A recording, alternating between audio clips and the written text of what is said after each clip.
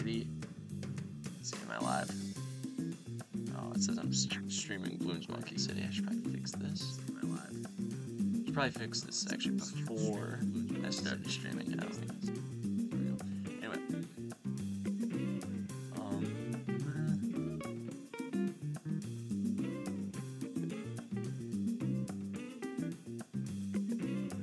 Okay. This was his past broadcast. Did it stop? Doesn't appear to have stopped. It's weird. Okay. It says broadcasting on it, so I don't know why it says past, but whatever. Can I like change the...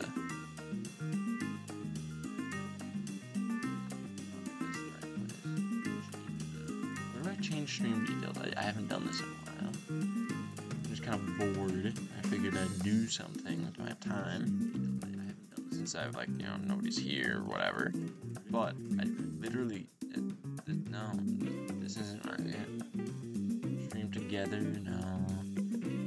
Content. I feel like it would be content, but I can't appear to... It doesn't appear that I'm able to actually do anything with these. Whereas, like, old videos, I can hit... edit them, but these don't appear to have that feature for live ones. I don't remember where you change stream detail. I mean, I could look it up. Okay, well, I have no idea what I'm doing at this point, honestly. So let's use the power of the internet. Change stream details. Twitch while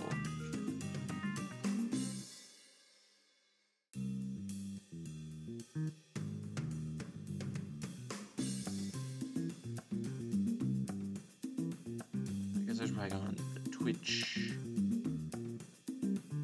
official website. List of prohibited games. Yeah, go play every game on that list. Wait, this is like just to set up your account. Wait. Stream schedule, okay. Trailer. I don't need a trailer. So, okay, now we're on alpher.com. There's a mod on PC. Sign into your Twitch account.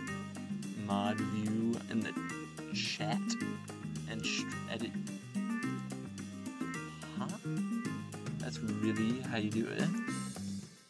So I go to my channel, mute my stream so it doesn't play on, mod view in the chat area, and then it brings me here. That I guess makes sense. So then I can look at the information and say, okay, it's not 9/4/22, it's actually 11/4/23. So it's been exactly 14 months since last time I strung. And then let's say BTD, I guess I should probably say Bloons TD5 Flash.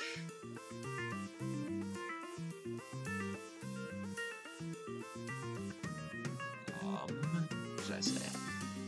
Doing stuff and things. I mean, this is kind of like stuff and things, isn't it? The new daily challenge will be out. Bloons TD5 Flash. I think I'll just call it that. And then I know I already went live, so I got the notification that was sent out already, which is... But...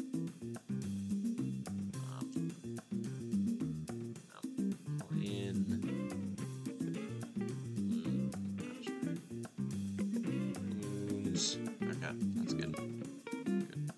Category. To make this the correct Bloons game. Bloons TD5, which apparently has one viewer right now.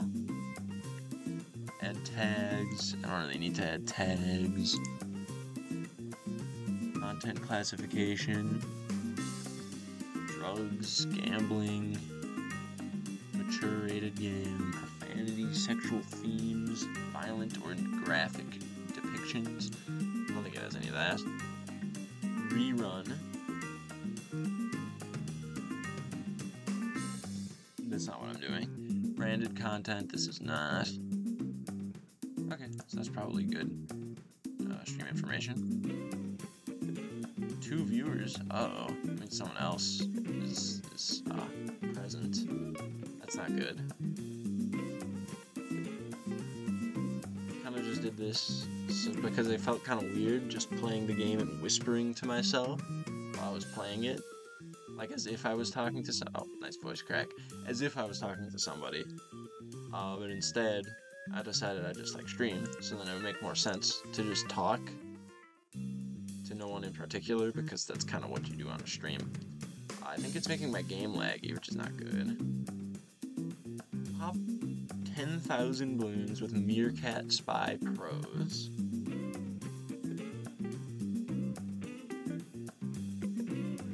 I'm 0 out of 50 on Meerkat Spies. How much monkey? I would have to spend 30,000 monkey money. Oh, I guess minus 180. So what? 2,800 monkey money dollars on Meerkat Spies for 2 ninja monkeys. And there's another one. There's like buy 20 special agents. And it's like, why would I ever buy 20 special agents to do a mission that costs, like 20 special agents costs so much more than just like what the mission gives you in return. And there's no reason to do it for, like, you know, it's not like you get bonuses for having completed all of the missions. It's so pointless. Uh-oh. Chrono Trigger. 55 to 85 rounds. 55 to 85 with 1 of each. 4 2 ninjas, so that's Bloonjitsu. Bomb, Ice Shards, Super Monkey, Apprentice, Mortar, and Sub with 1 portable leg for the sub. Guess I'll put my Ninja on, because Apprentice nerfs Super Monkeys, which will be annoying. But Ninja nerfs Sniper Monkeys, which I can't use Sniper Monkeys in this challenge, so. For 50 monkey money. I think this one's actually gonna be hard. Oh, you get a lot of money. I did not expect to be getting... That's one thing that I wish they included in these descriptions. Like, there's a kind of a standard formula for all the challenge descriptions. Oh. Okay, so I probably won't be using any bomb towers. At least if I can avoid it, then I will. I don't really remember how this map works. I guess that's something I can just check by playing around. Okay, well, I don't think the clock is on the right hour. I think it's probably supposed to be at 1. Because that's how they're behaving. But so they go down. Wait, let me see that again. They go down to like this inner circle, and then they go back up at whatever hour they please. And they go around the clock. And they leave from where they came.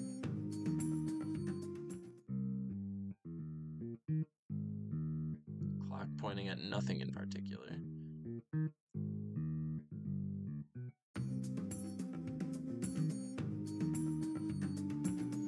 Always fun to start out the game with the sun god. I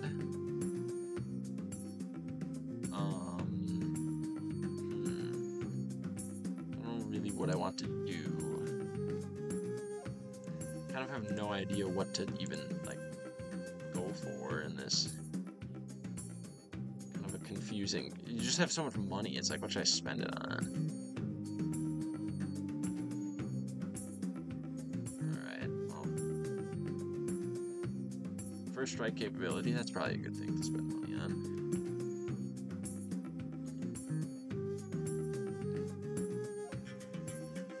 Oh yeah, look at that. Okay. So now it is 8 o'clock. I think the balloons will actually go to the 8.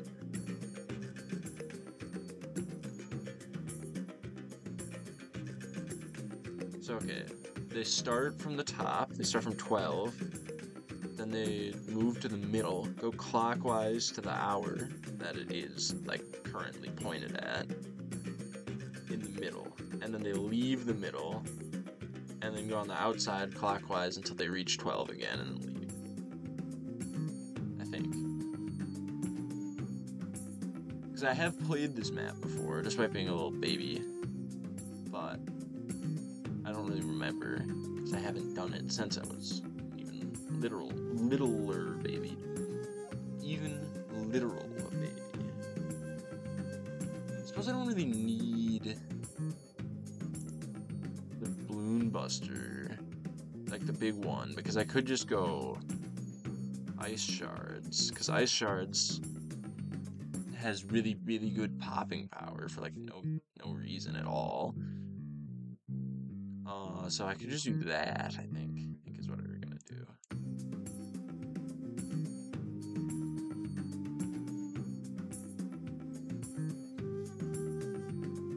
This is quite scary, I'm gonna be honest. Even with all the money. I mean, I've already placed everything that I can, except the bomb, but I don't really want to spend my free bomb towers. I'm thinking 3 free bomb towers.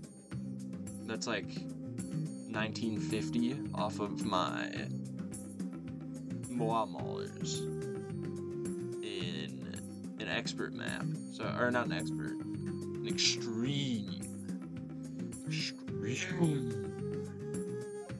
So I could go crazy with those free towers. I beat Bloontonium Lab on hard, and I only spent. Oh, see, that's that popping power I was talking about from Ice Shards.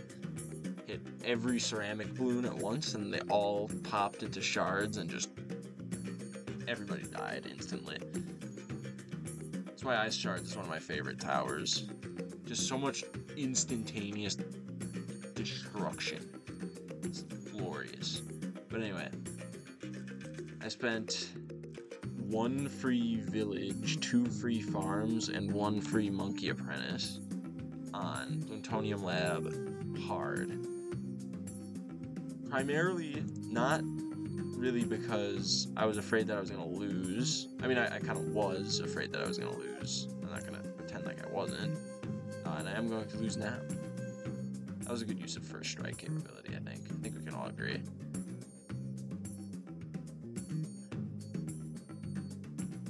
But, back to what I was saying about Bloontonium Lab. I really didn't need to, probably. It's annoying to lose because you can't save, and if you lose like a bunch of money. Like, I would prefer not to lose money. Like, monkey money is...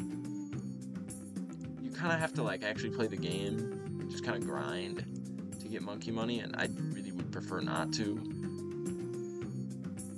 I mean, okay, I would prefer not to play the game. That's why I'm playing it. Oh, yeah, there we go. So I should probably place my super monkey in a better position. Like, I should place him, like, here. So that he can hit the track before the balloons exit, rather than, like, kind of kill the mobs, and then all the balloons come out, and then he just stops, just gives up. That's probably a better position.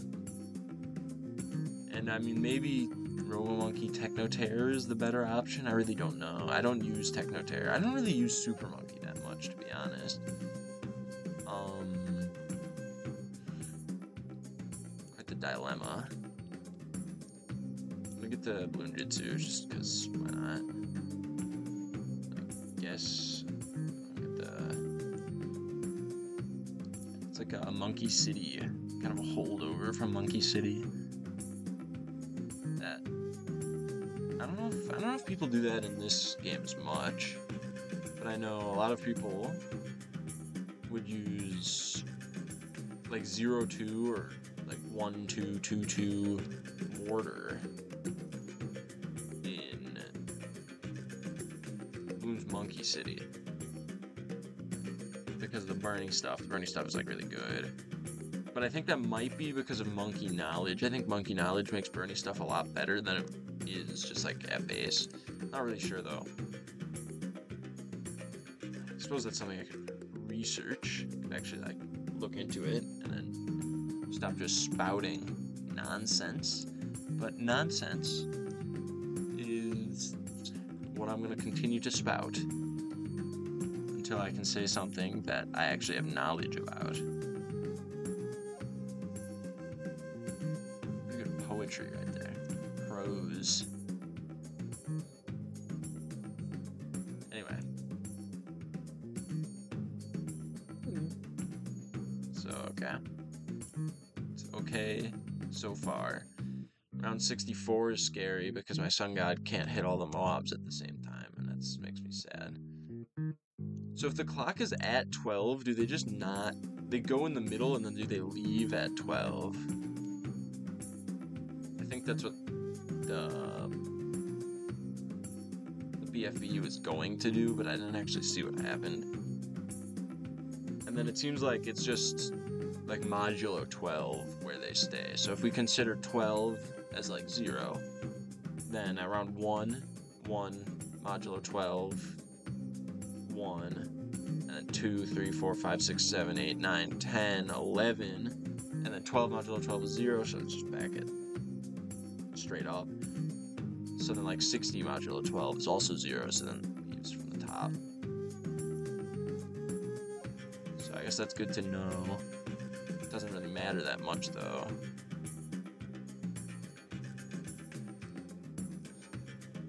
I did not realize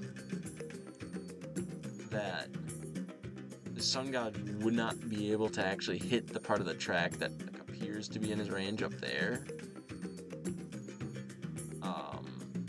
Okay. Sure. So I guess we have to place him a little bit closer than that.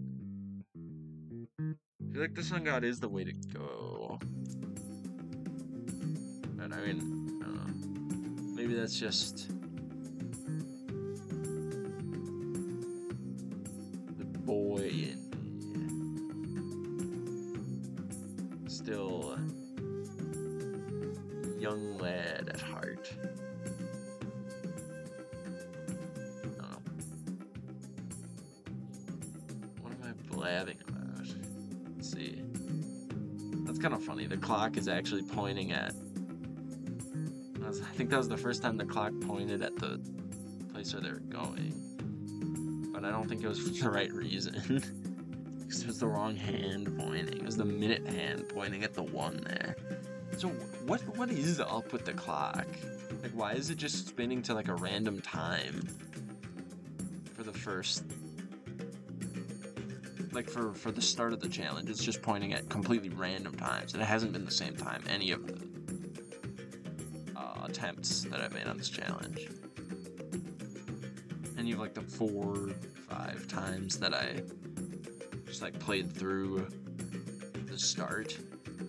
Because, like, you know, I watched how the Bloons moved, and I think I did that twice. And then lost once, lost again, and then this time also. It's just like in a totally random spot. Oh, this is a better position than I originally thought. I mean, okay, any balloons, anytime that it's like this, like 1, 2, 3, 4, 5, 6, 7, 8, 9, or I guess 8.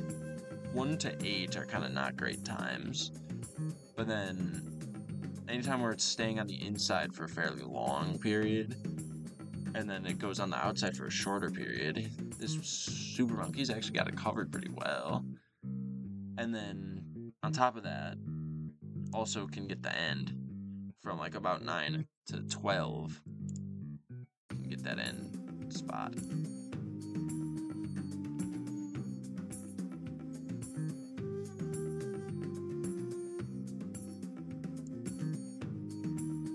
Wonder if anybody is chatting.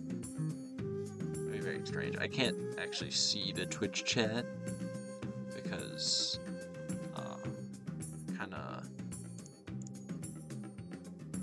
have a very convenient way to access it. I guess I can like alt tab. Ooh, somebody, I believe, let's put a nice juicy first time chat appealing to in the chat shout out. Is saying, hello, sorry for bothering you. I want to offer promotion of your channel, viewers, followers, views, chatbots, etc. price is lower than any competitor. The quality is guaranteed to be the best. Flexible and convenient order management panel, chat panel, everything is in your hands. Turn it on, off, customize, go to Streamrise root. Not really sure. Like, I think there's supposed to be a link. Maybe I have, like, don't allow links on. I don't, maybe that's just the default. It's great to notice that I don't know how to, like, actually do mod. This, do I click on this to do, like, moderation? What? How do I get rid of this person? Because, like, this person's obviously like a fake. How do I do anything? Let me just remove my actions.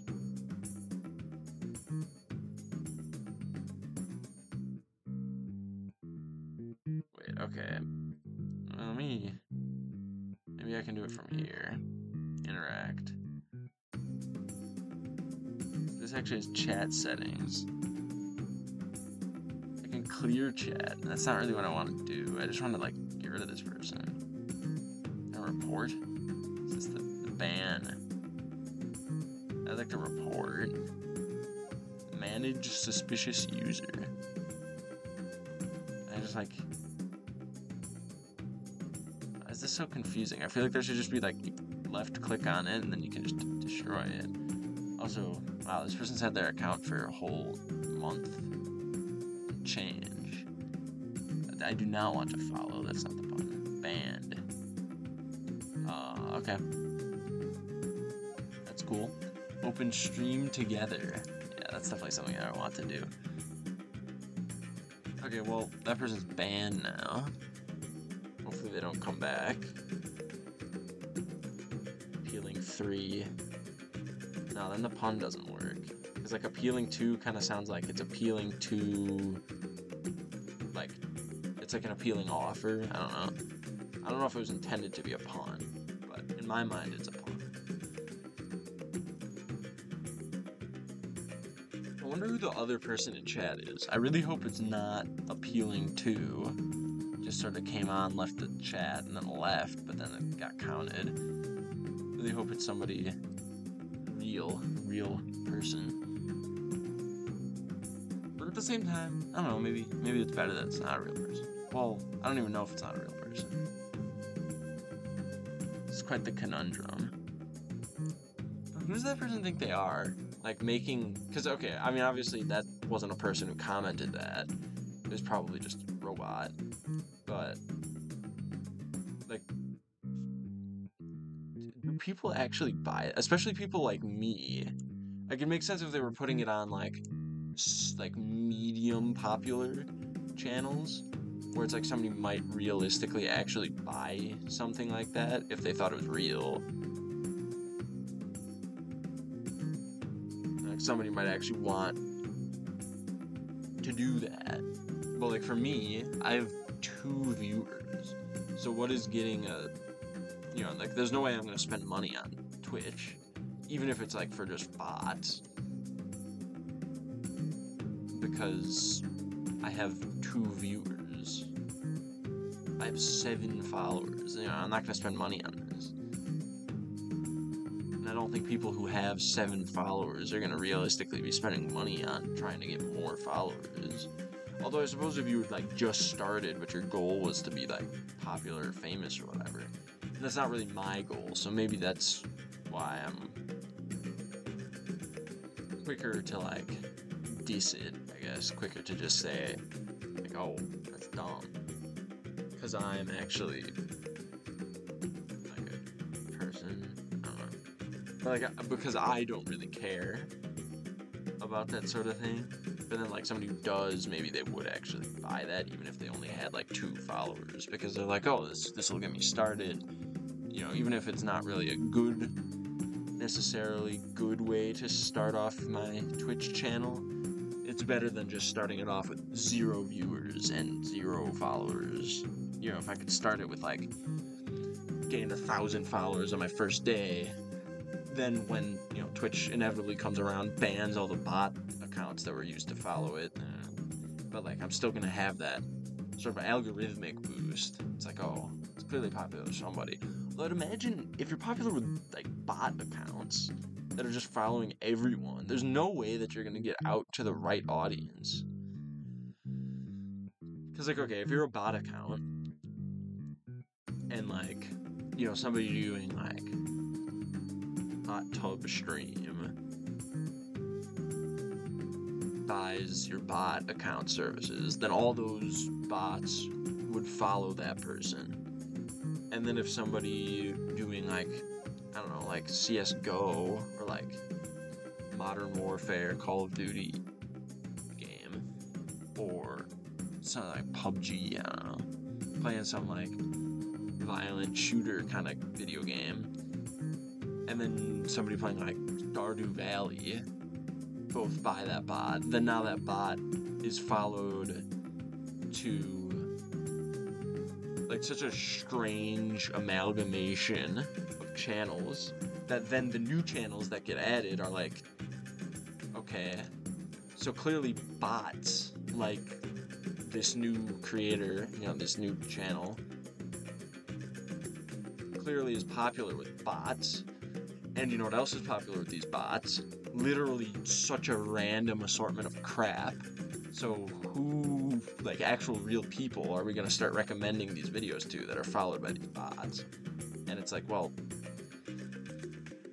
anybody, because these bots are following anybody that pays.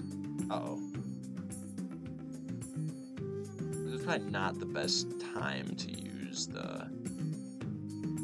I'm kind of just realizing now that was probably not the best position to start the artillery battery from, but it worked out, so, you know, we can lament and mourn how our strategy could have been better, but ultimately, if it works, it works.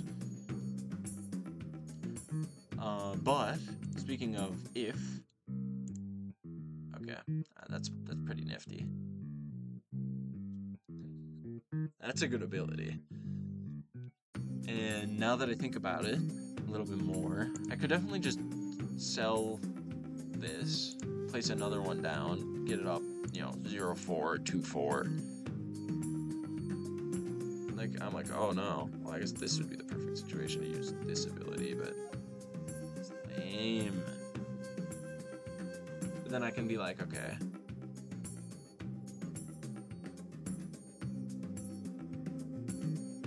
and then now I just sold and rebought. Well, I guess we're gonna have to beat the... Uh-oh, that might be a problem. No, that shouldn't... This doofus. Okay, I guess you can use the... Because I'll probably get him back by the end of this round, because this round is very long. This does hit camos, right? The pop and awe. If it doesn't, I will be very annoyed, because Signal Flare hits camos, so I really don't know why I wouldn't. But okay, here's a lot of balloons, and we just say nope. And then they stop moving, and then we can kind of even blow them up a little bit more, and then... Yeah, okay, that works. And then like I can just sell this guy and be like, okay, let's just get a new one. That, okay, admittedly, that cost, I think, like 5,000 to get the guy back. So I sold him, rebought him, and I lost like 5,000 from doing that. But I now don't have to wait. I suppose you could question how much that... What is going on with this first targeting? I'm a very confused man. I really have no idea. Like, why is he turning up? Can he not see these balloons? I'm so befuddled. And this is problem. Uh-oh. Okay.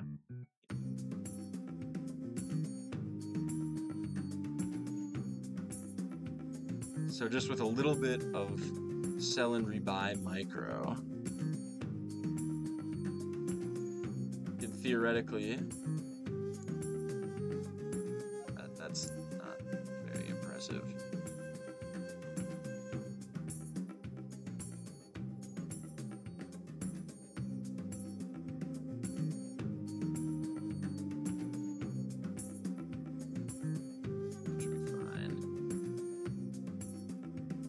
this is giving me like a heart attack, Jesus. I'm very scared. But you can theoretically like permanently stall Bloons by selling and rebuying Pop and Awe. I guess 4th tier Mortar. You could have a Phoenix on screen at all times. Or you can just continuously blow up every Bloon on screen with super powerful bombs from this guy. I'm hoping I will be able to get another blast out of. Yeah, and then the nice thing about doing that is that now, instead of there being like 4 BFBs to pop, there's only 1, and I can do that pretty easily. I'm starting to think this might not have been the best course of action. I'm starting to think that I've made some errors.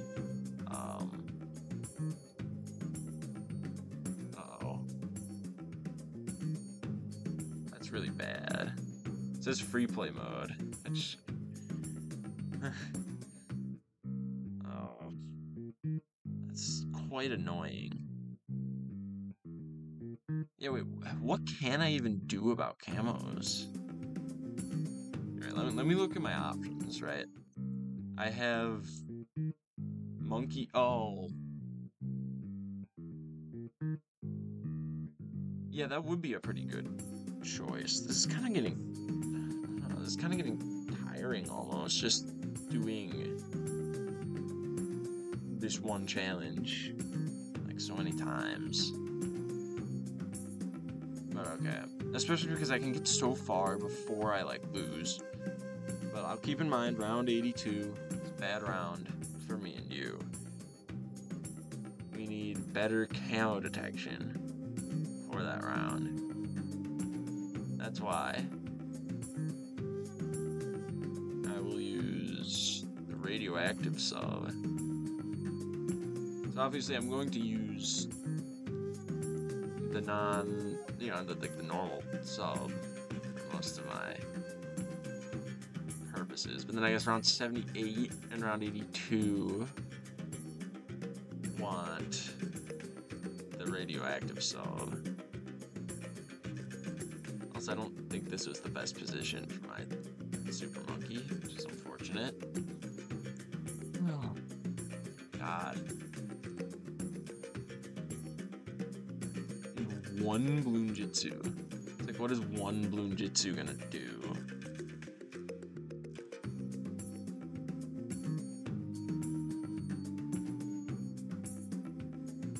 I wonder if it'd be better to get Tempest or to get Phoenix, because the Phoenix honestly kind of doesn't do very much, it seems. It's just not very strong. Because I think the idea is that it's supposed to be cheap enough that you can actually get a bunch of them. But, I don't know. You can't in this challenge, anyway. Starting to wish I didn't have 3 free bomb towers. Because if I didn't have those, then I would probably be using a lot of Moab Maulers, which would be really helpful. But I can't do that, because then I'll waste all my free stuff, and I don't want to waste free stuff. I'd much rather do, like, I don't know, this map on hard for an actual medal and for 600 monkey money, rather than for 1 challenge completion and 50 monkey money. Or even play, like, I don't know, car pits on hard. You know what I get for that. I think it's just like a bunch of XP and awesome points, which, I mean, on one hand, do I really need more XP? I already have 69 ranks and I have everything unlocked that you unlock with XP. And in terms of awesome points, they don't do anything. Like, it's nice to have them. They used to do something, but now they don't. because you used to be able to like level up. You get enough awesome points to level up. That's why I have 6 Ninja Kiwi coins, because I got enough awesome points. I leveled up, and then I spun the wheel of like random stuff. You get random rewards in a random game, which is actually really cool. I think it's very, I don't know, it's very interesting to see that like originally they actually had integrated the website and the game together. So it's like if you play the game, you get achievements. The achievements go on your account, which is on the website. And then when you level up high enough, you can go on the website on your account page and get your level up reward. And your level up reward can give you a variety of things, including these Ninja Kiwi coins, and that's why I have 6 of them. But it can also give you, like, it can give you monkey money in BTD 5, or Bloons stones in Monkey City, or what else can it give you? It can give you like SAS money. I don't really play SAS. I don't know what the money is called. I think that might have been it. It might have been able to give you medallions. I don't remember. And then one of the rewards was, yeah, Ninja Kiwi coins. Which is like, imagine you level up, you go to spin it, and you have the opportunity to get Ninja Kiwi coins. But instead of getting Ninja Kiwi coins, you get, like, I don't know, like monkey money, and you never play BTD 5.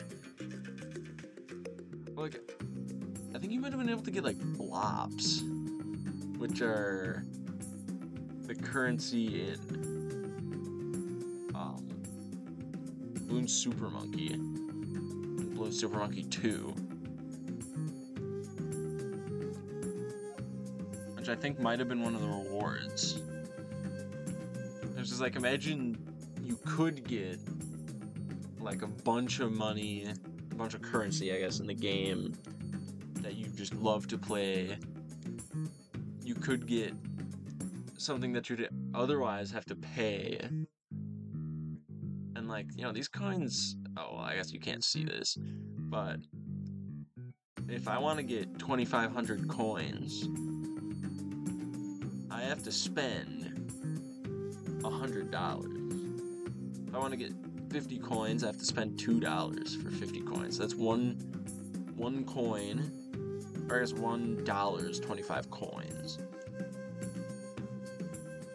So, one United States dollar, at least I'm pretty sure it's a United States dollar. I guess it's possible it's a New Zealand dollar, but I feel like they would specify that. So one whole United States dollar, I guess not quite, but then when you add tax, it's more than that, so, you know, for 25 coins. And then, I'm kind of scared right now, I really don't want to lose. On this round especially, because this is just like a random round that I could totally beat if I'm here to micro, but I might not win if I just let it happen. So this 35 coins, it's not 35 coins, it's $1 and like a 40 cents. This is like 80 cents. This is about 50 cents, about a $0.50. This is like 95 cents. So on. I guess this would be like, it wouldn't be 88, that's not how the math works. No, yeah, no, that is how the math works, isn't it? Because $4 is 100. Yeah, so this would be 88 cents. One Ninja Kiwi coin is 4 cents. So then like this at 1 Ninja Kiwi coin is 4 cents. That's 250 times 4 is 1,000 cents, which is 10 whole bucks for this upgrade. But imagine instead of doing that, you get, you know, a quarter, you get 6 Ninja Kiwi coins every time you level up. All 70 ranks, I think there's 70. It might be like 73 or like 51 or something, I don't really know. When you get enough money just to buy it with the Ninja Kiwi coins that you got for free from leveling up, versus you get like a bunch of blops for Super Monkey 2. And you're like, what game is that even in? Because you don't play Super Monkey 2. Or maybe you do play Super Monkey 2, which is cool. But I don't. So, well, I mean, okay, I guess I did. I'm not like mortally opposed to the idea of playing it, but I just don't think, I mean, I don't really know where I'm going with this. I think I made my point a while ago, and then I've just kind of continued talking about the same thing, and I haven't really said anything new. So I'm really hoping that I don't lose. That's the moral of the story. Boom, look at that. That's the way you do it. Popped for nothing. I guess. I can't think of a word that's like pertinent to BTD5 that's got 2 syllables that like make sense in that situation. Monkey for nothing, pops for free. But no, the monkey isn't for nothing. The monkey costs like 20,000.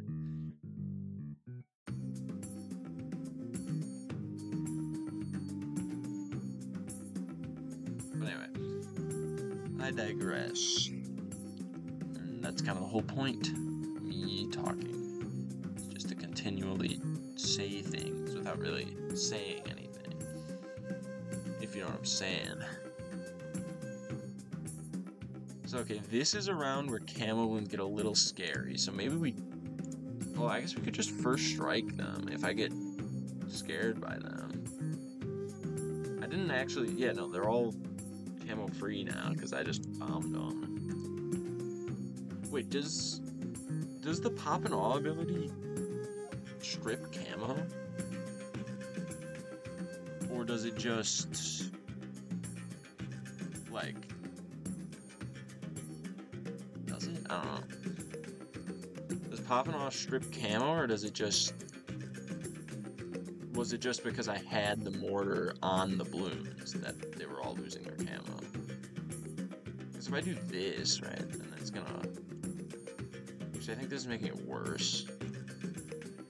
Because no, wait. Are they rainbows coming out? Or are they zeros? I can't tell. No, they are rainbows. So that's why the ice shards has been so effective, because the ice shard hits and it's a bunch of rainbow balloons, and then all the rainbow balloons that got frozen, as soon as they get popped, they pop each other, and then all the shards break, and then it does a lot of damage, which is good. And it also does a good amount of damage to the blimp that's like floating over them, which is pretty epic. You know, I love to see that damage. Pop count for nothing, and pops for free. I need to think more. Okay, well, this is very scary. Place.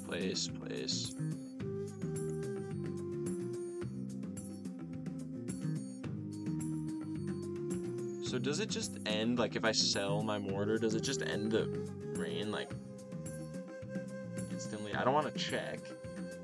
For one, because I don't want to sell my mortar if I don't have to, and for two, because I'm scared that if I let everybody move, then they're gonna move, and then I'm gonna lose. So it was round 82. That was the scary one, I think. Let's just do that.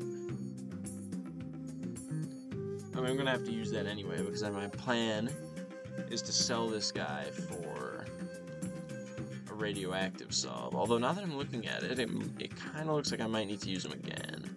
We'll find out, I guess. Well, no, I definitely won't. Now that I think about it a little more. What's gonna happen is they're all gonna get popped, and then it's just gonna be this guy, and this guy's gonna get popped, and then I won't have a problem. So that's good. This is kind of nerve-wracking. It's racking my nerves in an interesting way. So I'm definitely not gonna have this guy's ability in time. I feel kind of weird about just plopping this guy down, but I don't know. I guess I gotta do what I got. Oh, because they do just spawn under. So I really don't have a choice in the matter. I guess I can... This guy will help pop Bloons, which is good. But it is a little scary.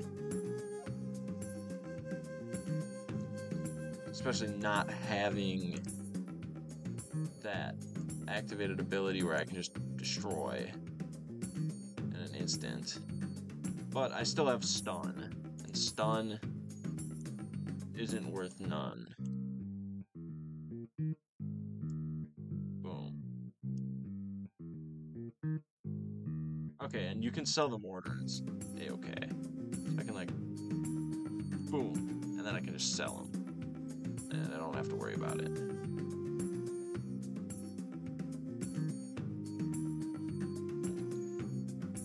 Holy moly.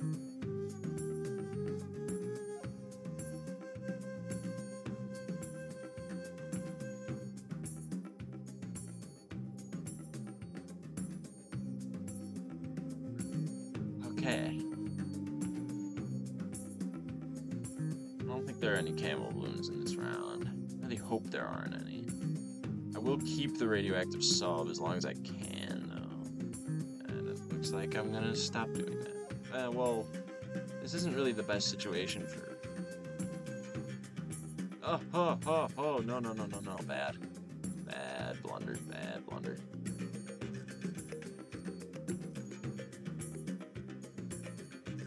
Good thing I handled it so graciously.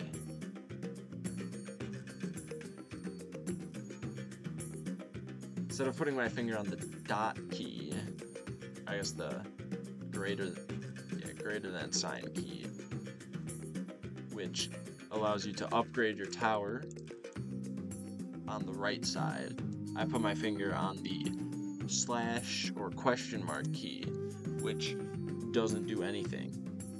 And I panicked here pretty clearly. My voice, and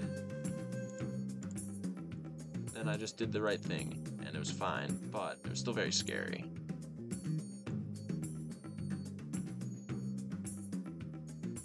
So now I have to like look back down at my keyboard to make sure that I've put my finger back over the right spot. Every time I see those mobs move, I just bomb them again. Because I can just use First Strike. I can sell literally everything and then just First Strike the zombie at the end. And it's fine. Also, I think that First Strike that I just used might have caused a bunch of BFBs to pop into Moabs, but not all the way down to nothing.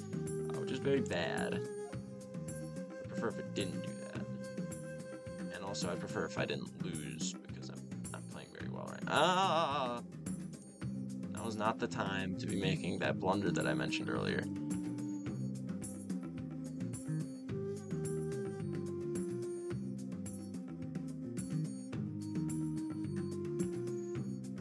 Okay, bombs away. And one more. Ugh.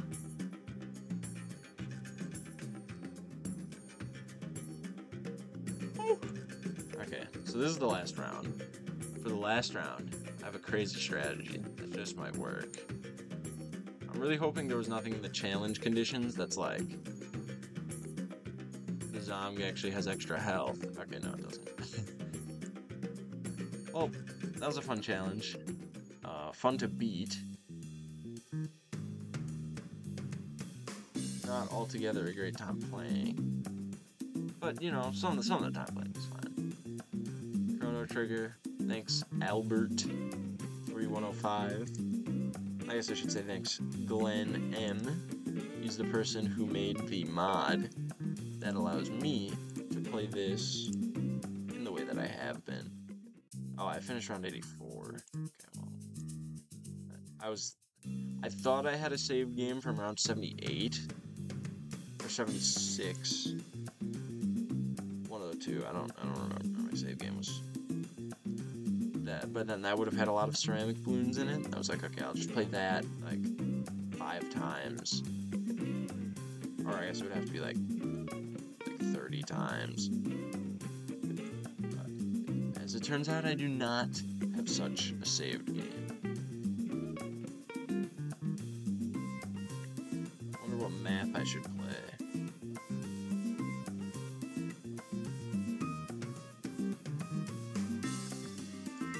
Right, so what is the reward for these missions? Because, okay, Bionic Meerkat I'm obviously not going to do, but Extra Hardened I would actually like to do.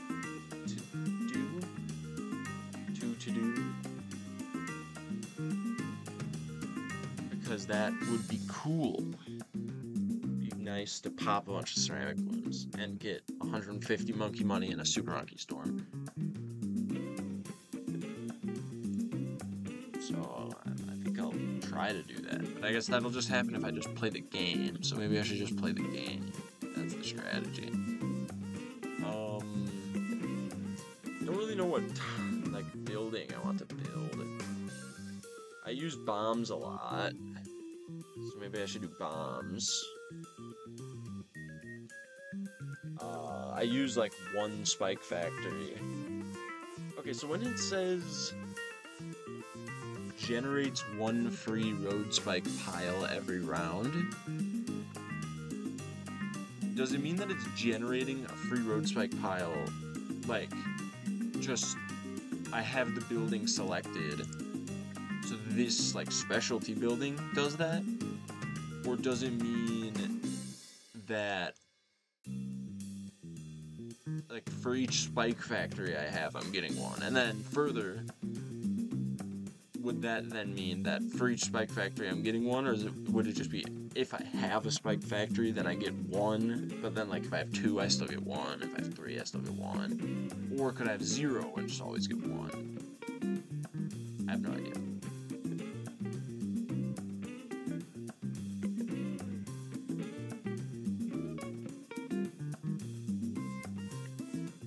And then creates a shadow double of the ninja monkey for a short duration.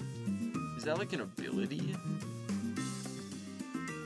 Because if it's not an ability, then it's like it's like when you place it, it has the shadow double, and then you have it for like 1 round, and then it goes away. Like, that'd be so lame.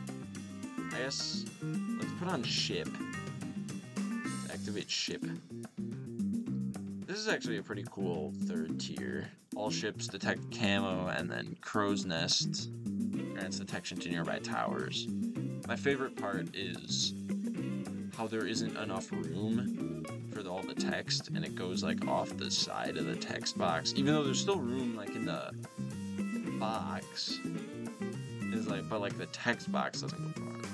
Like visually, it appears like there's still room, but then in terms of the actual like box that's there just isn't.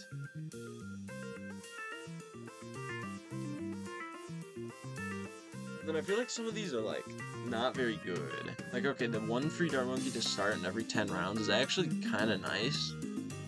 It's nice to be able to get that. Oh, also this one, it's cut off.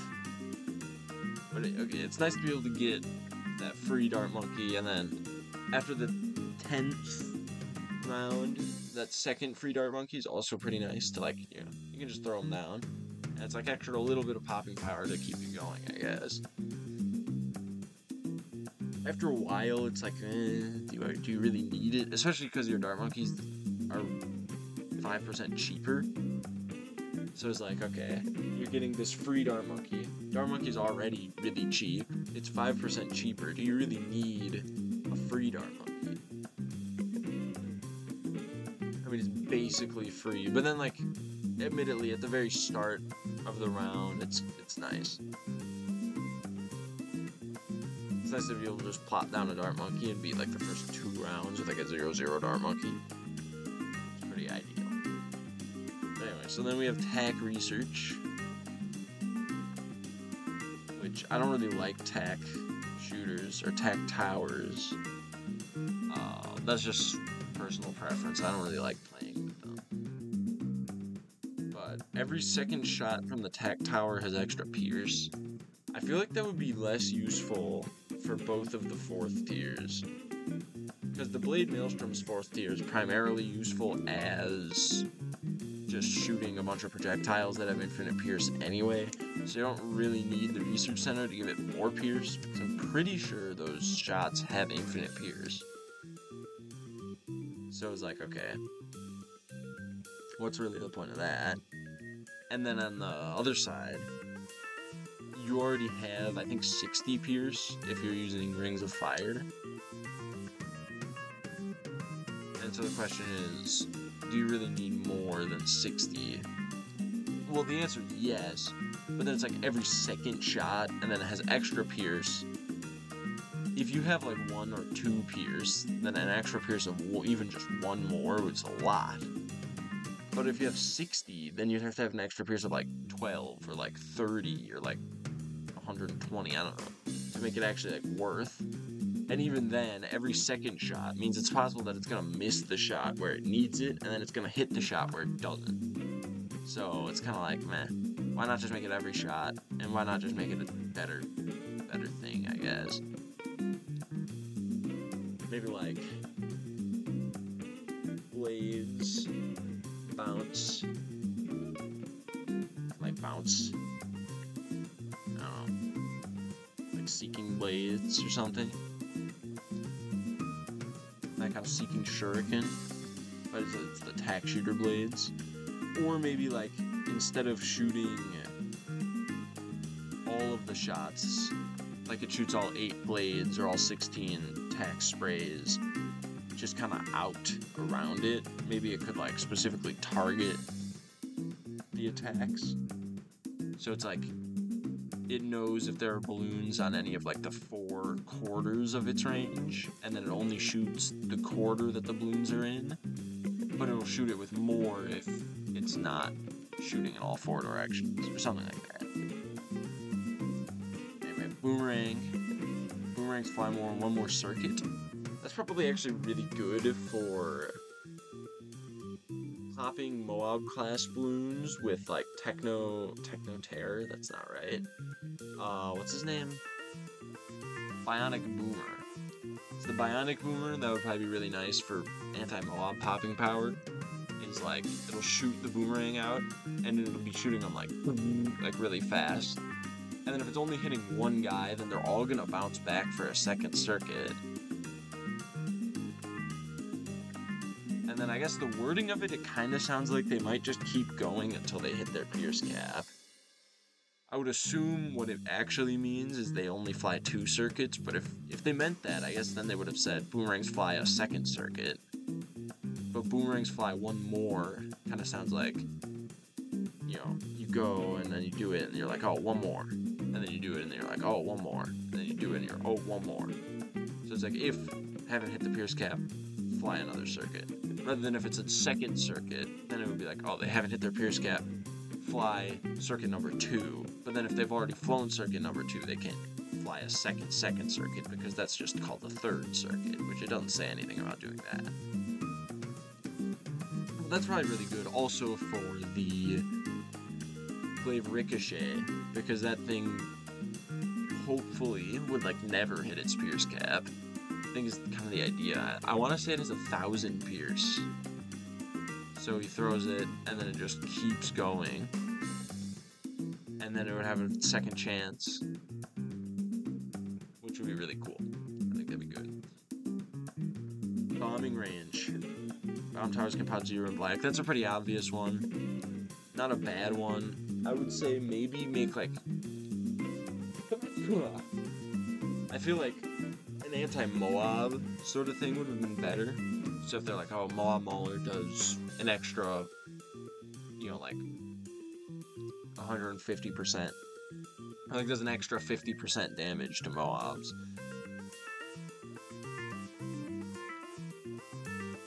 So then it's like, oh, it's not just doing that 10 times, but it's doing like 15 times, which would be a lot better, obviously. And then it would also, because that's kind of what I use bombs for. I almost never even use like top path or left path, path 1, the cluster cannon, and the balloon impact. I'd like never use those because I feel like Maul is just way better. And if you want like super high group damage, you can use ice, you can use boomer. Hell, you could use like mage. Well, I guess mage wouldn't be better, but mage, speaking of, adds a new additional magic bolt that seeks out its target. The magic bolt is like not that good. It's really weak, and then especially if you have like a tier 4 mage, then it's like, okay, what is the bolt even doing at that point? So you have this really good mage, and the bolt's kind of like, so like it's not only it's like not that good from the start, and then it just keeps getting worse. Ice Fortress, ice towers can freeze white and zebras. This is a lot better for ice than it is for bombs against black and zebra. Because for ice, it can't even hit Moabs. So the anti-Moab niche is non-existent for ice towers. So that makes the ability to freeze white and zebras, the ability to basically just do whatever it wants with any balloon, is like really good for it. The only thing that would have been maybe better is if they said like, can freeze white and zebra and hit camo. That would be like perfect. Then it's just god tier anti-balloon popping power. Especially, you know, with like ice shards. Ice is a really good tower. I used to think ice was like not good and I never used ice, but now I use it all the time because it's a very good popping power tower. Ninja Academy creates a shadow double. I'm not really sure what this one does. I think it's an ability that gives you a shadow double. And if that's the case, that's probably pretty cool. That's pretty nice for the Bloon Jitsus, because then you can, like, you know, when you need it, you can basically double the popping power you get out of ninjas. But I don't think ninjas are very good in this game. I'm not really sure, because in Bloons Monkey City, they're, like, super good. And literally, there's a strategy that's just spam ninjas. It's like a viable strategy in Bloons Monkey City. Because you can start with a Bloon Jitsu, and a Bloon Jitsu, I want to say one Bloon Jitsu can pop an entire Moab by itself, just a 4-2, on, like, most maps. And, like, 3 can pop, like, an entire VFB by themselves. It's pretty crazy. And then if you have max monkey knowledge, which I've never had max monkey knowledge, but ninjas are just very good in Bloons Monkey City. Don't really know how good they are in this game. So making a shadow double might not even be enough. But that's kind of a ninja problem. For ninja solution. Spikes are us. Generates 1 free road spike pile. I'm also not sure what this one does. I'm assuming what it gives you, it just like gives you the road tile, or the thing that you place, the road item, like the exploding pineapple. It just gives you a free pile. But I don't know if it's per spike factory. I don't know if it's per specialty building. I don't know if it's like you have to have 1 for it to give you 1, but then if you have more, it doesn't give you more. I'm not really sure what this one does. I could look it up, but... And in and of itself, probably pretty nice, like, early game. And it'd probably be pretty convenient, especially if this is per factory. If you just kind of use spike factories predominantly as your strategy with this building, and then over time you get a lot of piles, and then you could use that as, like, you know, just throw down like 100 piles at once to help out fighting like a zombie or something. But I feel like it would kind of not scale that well. especially considering spikes are really good, like 3rd and 4th tier. Like Spiked Mine is really good, Mob Shredder is really good, but like tier 1 Spike Factory, tier 0 Spike Factory is not that great. So I don't really know how much the Road Spike pile helps, because those later tiers are really expensive, and you don't want to get them until like pretty late game. Whereas Road Spike pile every round would probably be nicer in the earlier game. So I'm not really sure how applicable this building is. Mortar emplacement. All balloons hit by mortars are stunned briefly. This is probably like pretty good. I'd imagine that it would make a it would make a strategy of just like place down maybe like 5 mortars, give them all like rapid reload, or maybe like some of them rapidly reload and some of them not rapid reload, or maybe you put them like you have one under jungle drums, one out of a jungle drums, and then one with rapid reload in the jungle drums, one with rapid reload out of the jungle drums. They're all shooting at like slightly different timings, and then you just kind of have them all bombard one spot, and then they're all hitting that spot at different times, and then it stuns like every balloon there. It's probably pretty nice, is what I'm saying. But if you want to stun balloons, it might just be better to use ice, honestly. Aces get fast-firing forward gunners. This probably would be nice, but I have a feeling that the forward-firing gunners are not going to hit balloons all that often. It'll put a lot higher priority on the actual positioning of the ace, because realistically, I guess Never Miss, I don't know how this interacts with Never Miss or with Spectre, but with like Dart Storm, if it's just shooting them forward and then it's kind of going around a circle, like it's only going to actually hit balloons for such a small portion of that it would have to shoot pretty fast to make it good. But I don't know. Ace is kind of a based tower in my opinion. He just kind of shoots out a bunch of crap into the air. It's pretty cool. Anyway, Pirate Cove. All ships detect camo and crow's nest grants detection to nearby towers. I think that's a pretty good one as well. It's nice to be able to do the Monkey Beacon, but with Buccaneers for like, I think a lot cheaper. And you can also get like huge range with Buccaneers. So I don't know, this is probably a good one. Especially if you use a lot of towers that don't have camo detection. So yeah, I give that a thumbs up. Blue Supply Depot. Oh, and then I guess I should say also about Spikes R Us is that increased lifespan. Because this is the only one where it's not attack speed, which I feel like you could just do attack speed for Spikes. Like, I don't know how much sense it would really make, but increased lifespan, to me, like, what does that even mean? Does that mean, like, when it's sitting in the back, you could place down more? Because if that's the case, then that's probably actually pretty good.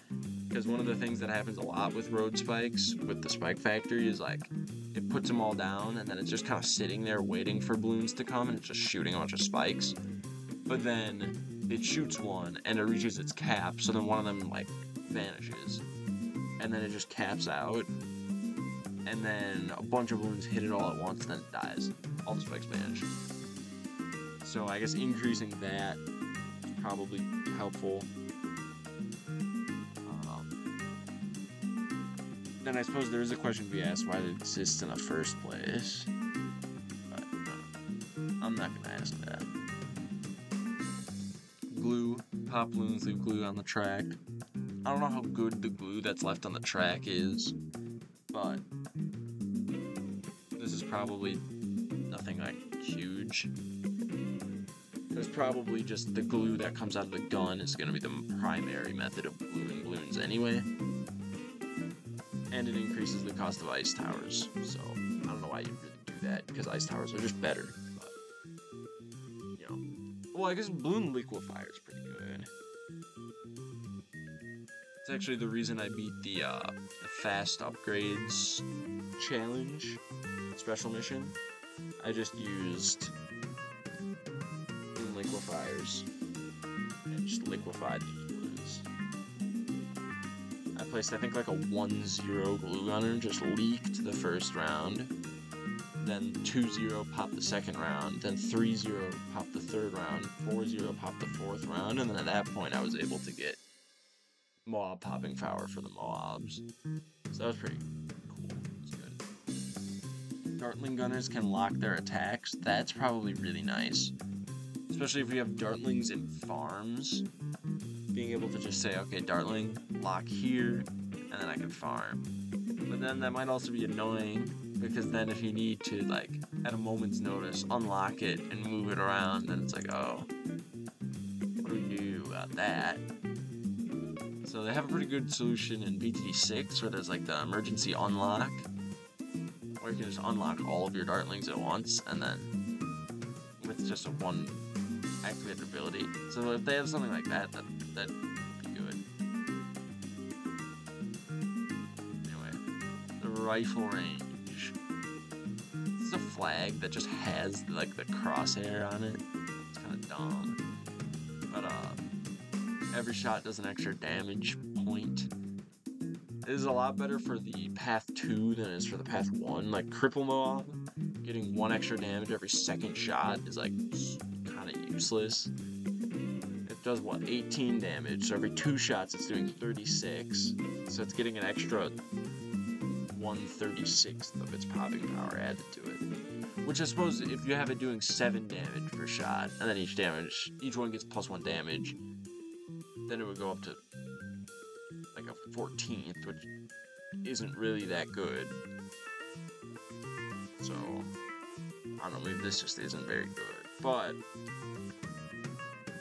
conversely, doing 8 damage instead of 7 damage, what that could do is it could be like, oh, you hit a rainbow balloon, and it just popped it instantly, and then you hit a zebra balloon, pop it instantly, versus like, if you hit a zebra balloon and you don't pop it instantly, and it leaves behind a bunch of tiny red balloons. Might be nice. I don't really know how often that would really happen, though. And like every second shot is still gonna leave behind all the red balloons anyway. So maybe if it was like every shot does an extra damage, but then that might be too good for 0-0 snipers, where then the 0-0 would get an extra +1 damage on each shot, and then it would be like 3 damage instead of 2 damage, which is kind of a big buff. And like 5 damage instead of 4 damage, that's a pretty big buff. But then if it's like 19 instead of 18, then that's like really not that significant.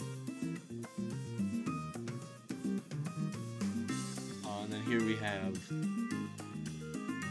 Super Monkey Lair. Super Eyes can detect camo. Horrible. I mean, you can just use Radar Scanner, or you can use Monkey Buccaneer, Crow's Nest with Pirate Cove active, or you can use, I mean, literally like anything else. Super Eyes can detect camo is really not the best. I mean, they could have made like, I guess, range and cost are the 2 things that they like, can't do. And I guess attack speed, because I think the Super Monkey has like the lowest attack speed possible, something. Because like Jungle Drums doesn't do anything, and then this clearly doesn't have attack speed buff, it's range. But I don't know, maybe they could do like darts can pop frozen and lead balloons, so you don't have to get plasma, or I don't know. Or maybe if it was just camo detection from the start, rather than having to get Super Eyes, which I believe is the range upgrade. Although, isn't it called Epic Range? Super Range? So why is it called Super Eyes? Or does that just mean it's referring to their eyes, but they can just detect camo at base? That's weird. And then Monkey Sub Bay makes Airburst darts split into 4 instead of 3. Not really a huge buff, all things considered.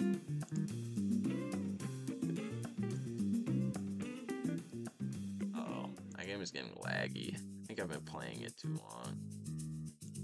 Now I have a free glue gunner and I have a free bomb. And that's so great.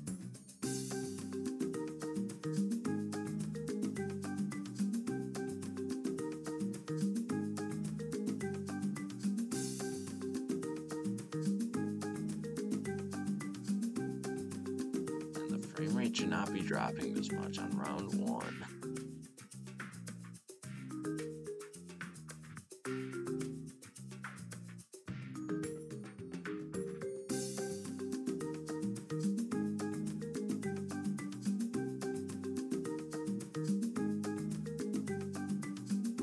So I found it hard to believe. Now, I've been playing this game as long as I have, and I never knew until, like, literally, like, a couple of days ago that hard mode increased the speed of Bloons. I always figured it's just, like, it's hard mode because everything's more expensive and you have to beat more rounds, which is what, and you have less lives. But, like, the balloons are faster. I never noticed that, and I never read, because reading is boring. And, I mean, I don't know, I guess that was just a thing that I just never knew about the game. Pretty cool touch, if you ask me. I think that's a pretty neat little addition. But at the same time, kind of unnecessary. I mean, it's like, I don't know, I never noticed it. I don't know how much it really affects strategies. Oh, I have a free spike factory as well. I don't know how much it really affects, like, you know, the strategies you use. I don't know if any strategies just break down in hard mode because the balloons are too fast. Maybe like ice, because ice kind of has short range. It's like ice is really good at popping balloons, but then if they just run through too fast, then ice can have a lot of problems. So I think my strategy for this game is going to be boats and subs. It needs a lot of water towers, because this is kind of a water-centric map. Which I suppose is something kind of strange. They did that in BT4. They introduced water towers. Because water towers did not exist in 1, did not exist in 2, did not exist in 3. And then they're like, oh, what if we give Monkey a boat? And then, you know, since 4 onward, there have been water towers and maps that have water. And then there have also been maps that don't have any water. And then it's like, how am I supposed to play with boats or subs, or like Brickle in BTD6, if there's no water on the map? And the answer is you just don't.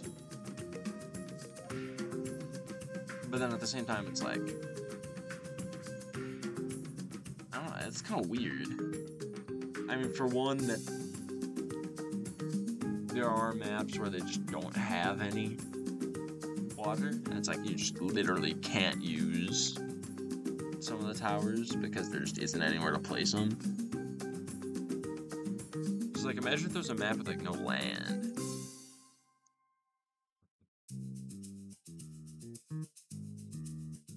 Because every time they try to do a map that has no land, I mean, I guess they're not like trying to do a map without land, because if they wanted to, they easily could. But it's like, there's a map with no land, then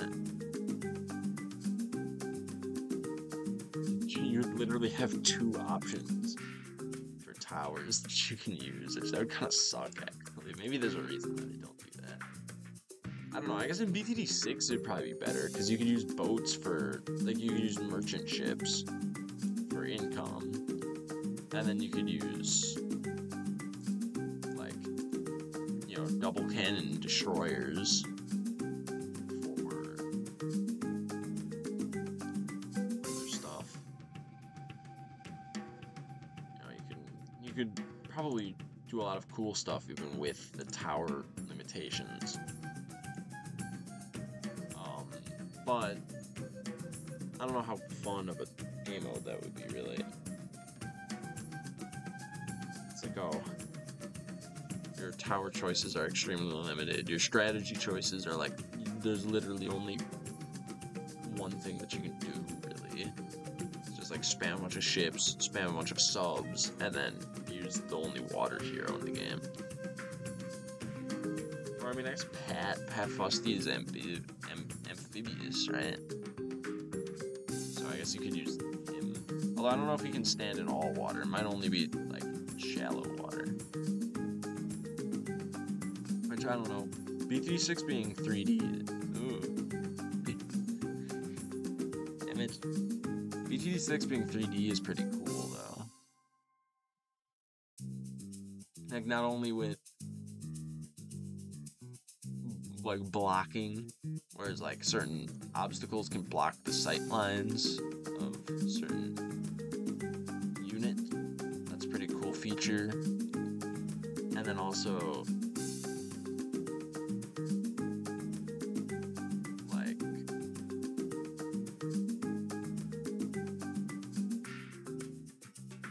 well, I can get my anti-blade hopping power. I don't need to though. Maybe I'll get another boat a little bit further forward. And that could be my anti-blade. Cannon boat. Anyway. So yeah. I don't know. All water map. But the idea of like a water tower is kind of weird, isn't it? It's like, okay, this is land. You can place your land towers on it. This is water. You can place your water towers on it. And then this is like path, and you can't place anything on it. And that idea is kind of strange to me, because it's like, you know, it makes sense that you can't place towers on the track or like on like obstacles that are sticking off or whatever. But then like, I don't know, it's conceptually, it's a weird concept just to say, oh, this is something that you can only place these specific towers on, and then this is something that you cannot place these specific towers on. After the round, giving you the last banana. It's classic.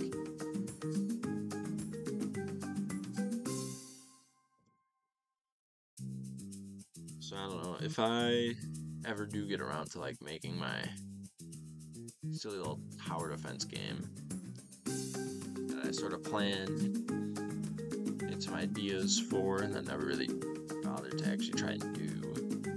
If I ever do plan on actually doing that, then maybe I won't make land versus water distinctions.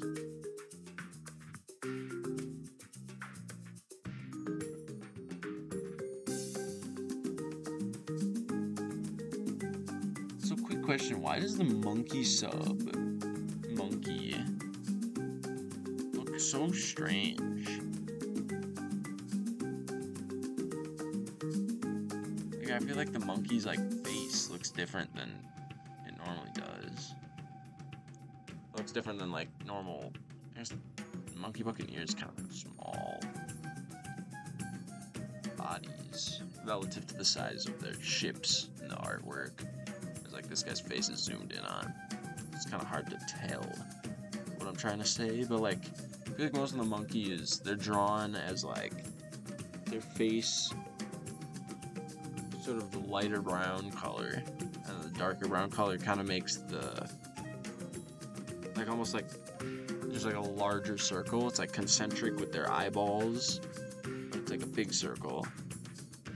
And then there's sort of like the dip in the forehead. Kind of makes them look like vampires, like Dracula. And then it kind of goes around until like the tangent line to the circle is like horizontal. And then it cuts down. And then it just goes all the way down to the chin. It makes kind of that like toast shape. I guess it's probably pretty silly going between saying when the tangent line is horizontal and then saying it makes a toast shape. So it's gotta be like, you know, there are two sides of it. Tangent line, horizontal, and toast shape. But, I don't know. It is true. What I say is true.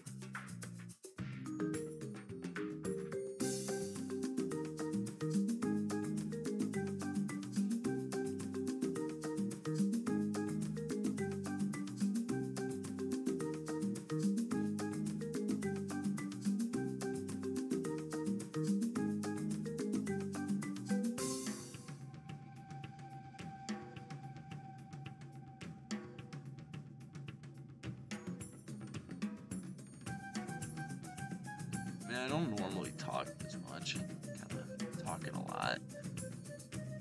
Because streaming, I figure it makes sense.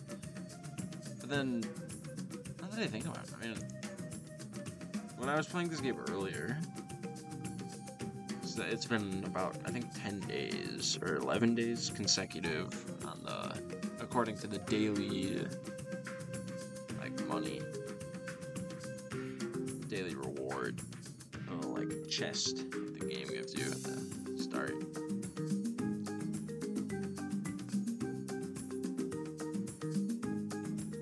And so I've been playing the game a lot. And I found that I would kind of whisper to myself. I'd be like, sort of talking to nobody in particular about just, you know, stuff about what I'm doing in the game. And I was like, well, what if I just stream? And then I can talk to nobody in particular on my live stream.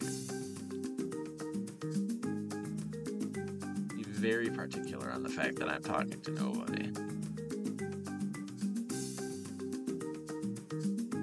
And just sort of have a fun time. Jolly old time. Chatting up a storm with no one.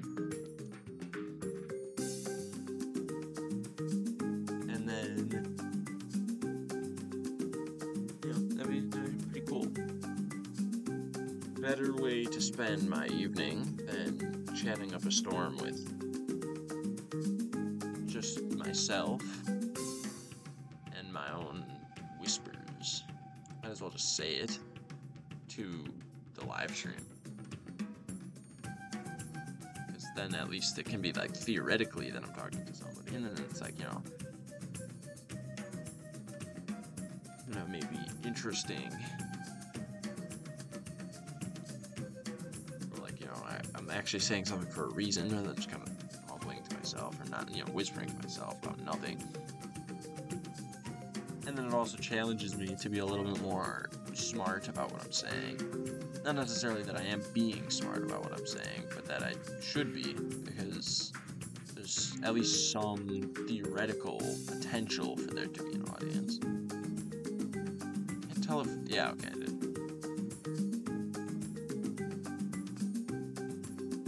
This is a pretty epic strategy.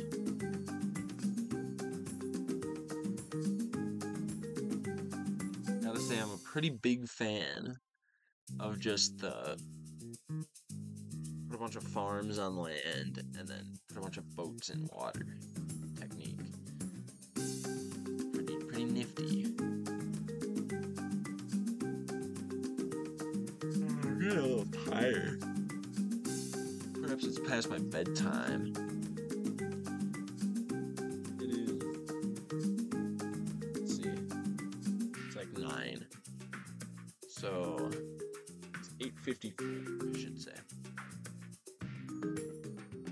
PM, which is tired time. Yes. I don't know, maybe I'm an old man. I feel like you wouldn't regularly be this tired at this hour. Kind of having a bit of an irregular time lately.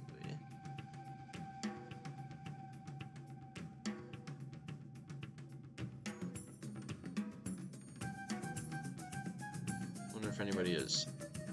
Nope. Why do I even bother checking? Honestly, it's just me. I'm the only viewer of my stream. Always great to be the only viewer of your stream. Back when I streamed Jellycar, I actually got I got Wallerbrin live at one point. Just chatting. And I was chatting with him about some of the changes that I thought would be necessary.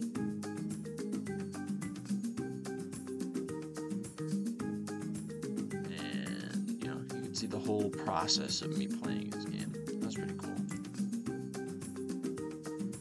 So look how slowly the boat pulls in the Moab in this game. Like, you all are probably used to, like, BTD. No, in Bloons Monkey City Flash, it did do it at that speed. That's, like, unbearably slow. He is in no hurry to make that Moab stop existing.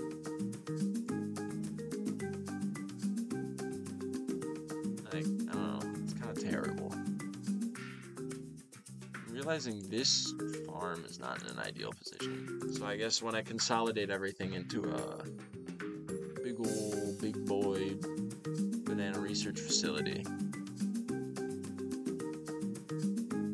then I won't really have to worry about this farm because I can just sell this one once I do that. So I've seen some people go get everything to 3-0 and then sell for the banana research facility. I've seen that in Bloons TV Battles. I used to watch a lot of Bloons TV Battles content, and I'd see a lot of that, like, consolidation in that method, and I wonder why.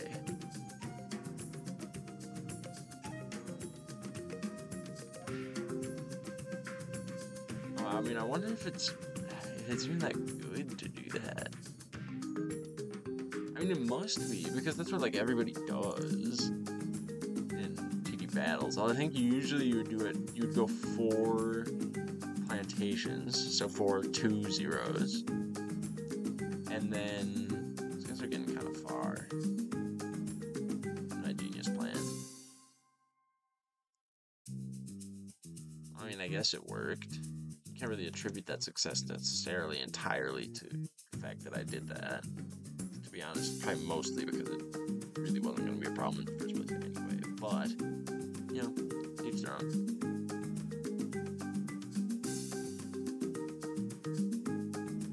But yeah, so I mean, it must be the best method because otherwise the Battles players wouldn't do it. Although I guess Battles does have different balancing.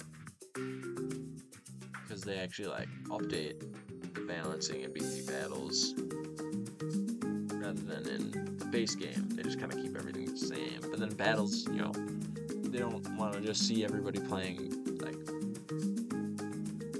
don't know what the strategy is. Ace Boat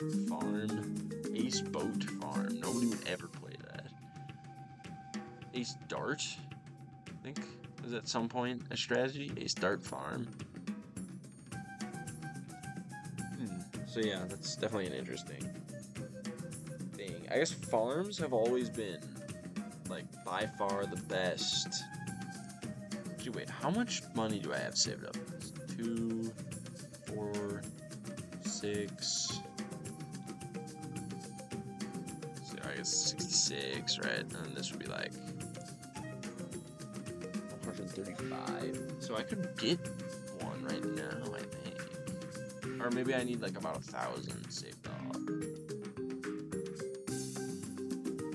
And by 1,000, I mean 45,000. Oh, actually, wait. If these themselves are 135, and then these could pay for the... So then maybe I could actually get one right now. Actually, I shouldn't have sold those first, now that I think about it. I should have sold, like, this guy. Like this guy first. I really didn't need to sell that guy now that I had sold all. Kind of fucked that up, didn't I?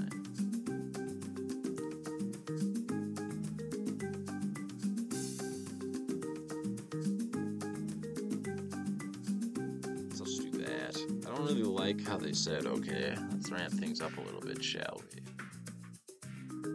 But I don't really remember this round being particularly rampy.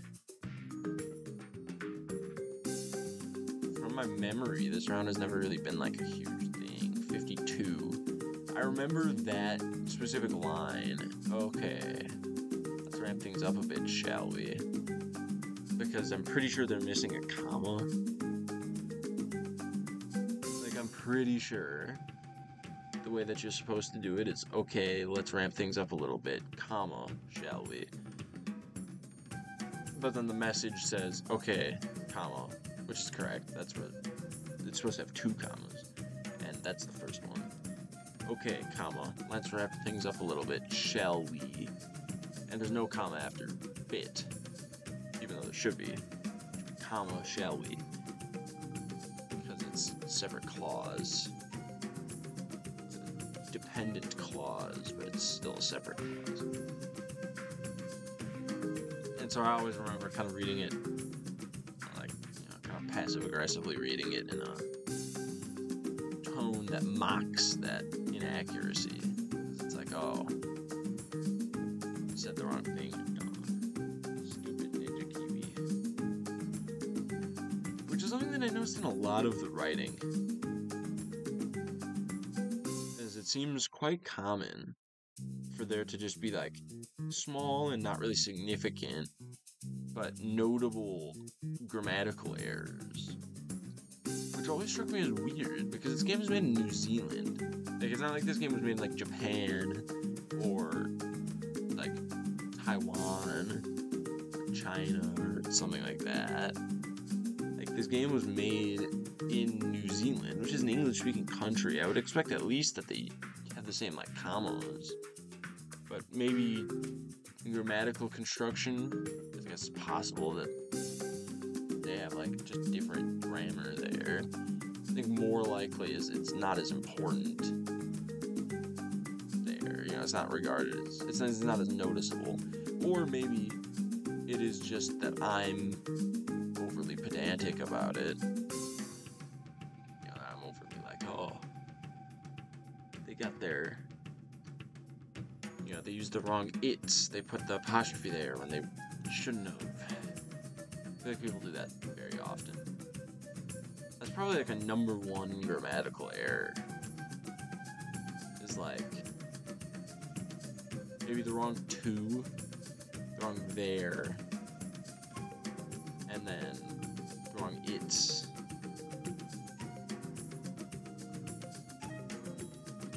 It's gotta be up there. Also, I do just want to say, this Banana Republic flag is like kind of garbage. I really don't like it. Just look at that. Look at that flag. Okay, maybe it's suffering a little bit from, like, they tried to shade it. Yeah, I think that's probably part of it. It kind of looks like the flag has, like, really strange stripes of color, but I think that sort of middle bright stripe is supposed to be a bright stripe of light rather than like different colors. But it's like it's yellow on the very edge. I guess on the very edges it's like symmetrical color. Yellow on the very edges, and then like kind of a normal green, maybe like a money green. And then like a deeper forest green. And then it's got the banana just like in the middle as well. Just like, who made that flag? Bit of an eyesore, really.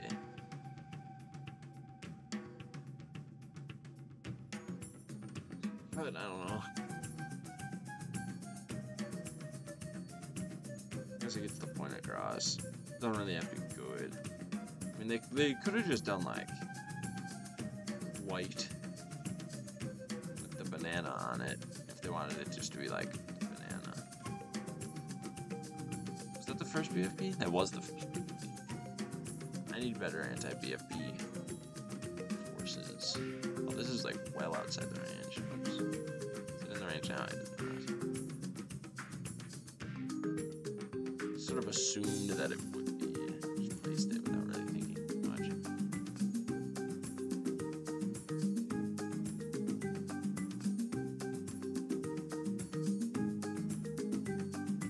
I guess I'll get them off, but not very happily.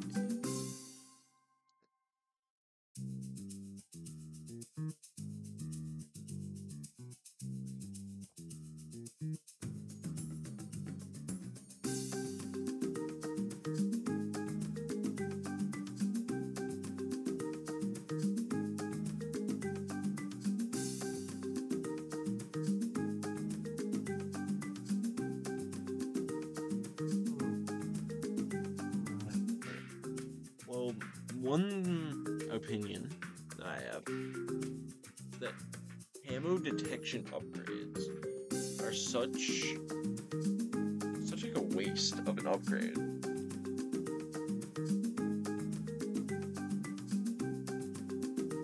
Because like you could use that upgrade slot to like give the tower a new attack, or give the tower just like better attack stats. And then to give the tower camo, you can just put it in the range of a monkey beacon, radar scanner. Yeah, monkey beacon. That's like TD4. Oh, I probably should have saved for this round. Well, you know what they say. Gotta keep yourself on your toes always. Carrier's gone. So these lead balloons are kind of causing a problem. This reminds me of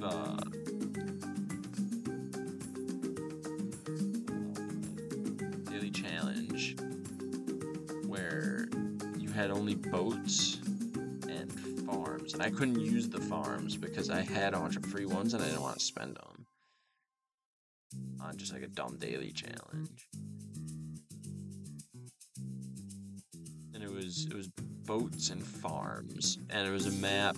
It was like the volcano map. And I kept getting just completely thwarted by like the same round like 3 times in a row, and then I'd beat that round, and then I'd get thwarted by the same round like 3 times in a row. It was kind of terrible. And then like I'd figure out a way to beat that later round, and then I would just lose to an earlier round.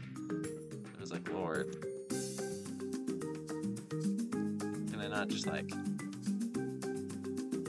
win. Can't remember if I think I did end up winning. That's part of the reason why I have Pirate Cove. Like I probably would not have purchased this if it weren't for the fact that I pretty much needed this for that challenge.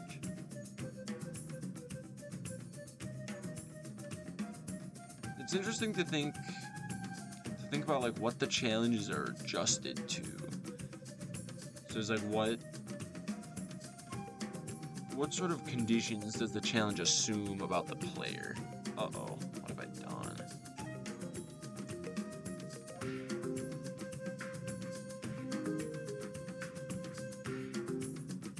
Looks like I haven't done that much actually. Anyway, like what sort of conditions does the game assume the player is in for a particular challenge? And I mean, obviously that probably changes quite a bit depending on the challenge. This is going to get very laggy very quickly, I'm realizing. This might be my last game, honestly, of Bloons TD5. I'm getting kind of tired.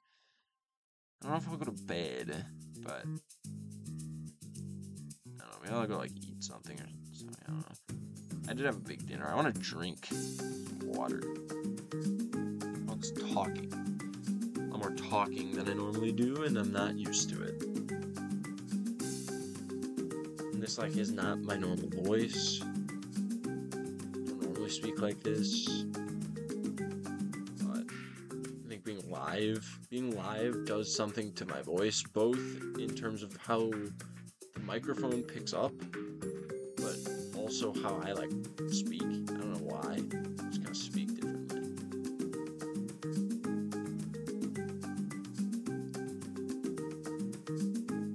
So it is pretty cool to see all of the monkey aces that are coming out of the aircraft carriers shooting like in unison. They have their little firing squad runs. They're all sort of aligned with one another. It's interesting. I didn't really know that they did that.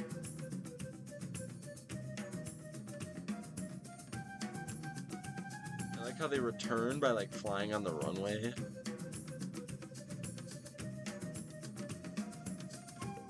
Also, look at how the game lags even though I'm not doing anything. I think it's just because I've been playing the game for like so many consecutive, you know, minutes have become hours, and I'm still playing the game, and it's like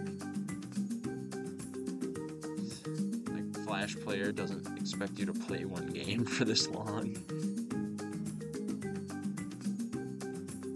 But yeah, I played one game for this long.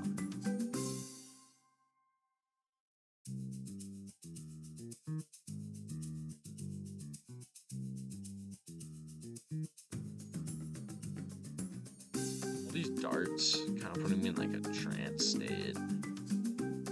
Like looking at them, I just kind of can't focus on the game.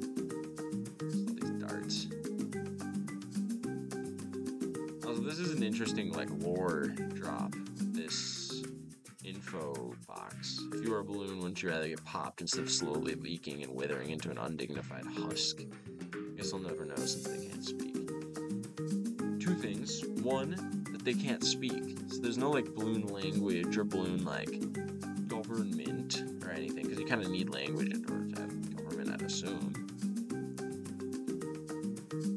So there's nothing that can be translated from balloon to monkey, or at least at the time that BTD5 was released,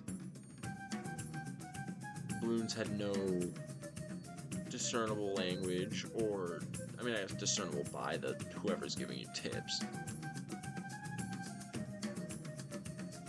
So that's interesting for one. And then, you know, so if we assume like, oh, that means that they have no language, and that has some interesting implications for how every single time you play, they have the same lineup of balloons come out, and it's like, it's always the same, it's always coordinated in the exact same way. And like even round like 76 is like just perfectly coordinated, perfectly spaced balloons. So maybe somebody's like actually making the balloons and then just sending them, and they're actually just like robots or something.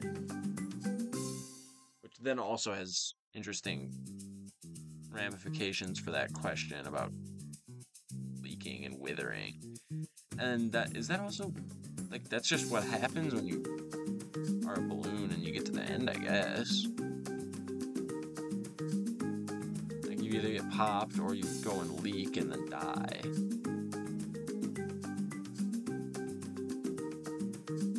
Which, like, I don't know. I figured that's kind of a weird thing to, like, canonically be the thing that happens to balloons when they get the end of the map. No great reward. They don't get to like pillage or, you know, go through Monkey City or whatever and just destroy. They're just sort of wither.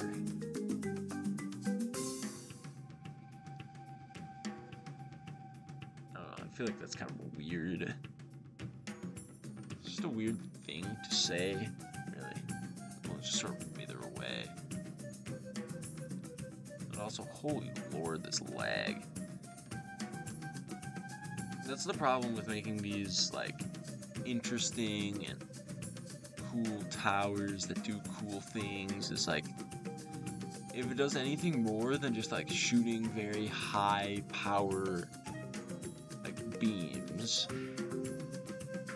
it's gonna cause a lot of lag. Or if it shoots something that can pierce a lot, that causes a lot of lag.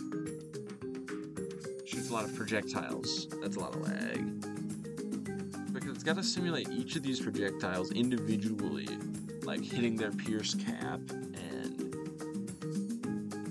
hitting, you know, the specific number of allotted balloons.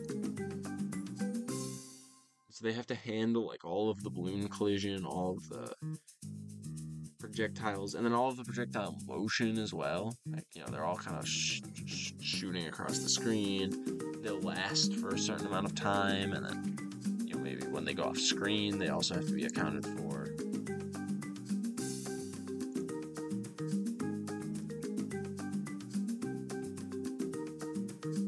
And then, you know, there's just so much going on.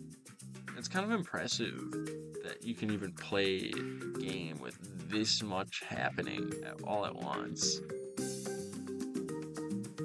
I mean, it's impressive that this worked in, what, like 2011 when this game came out?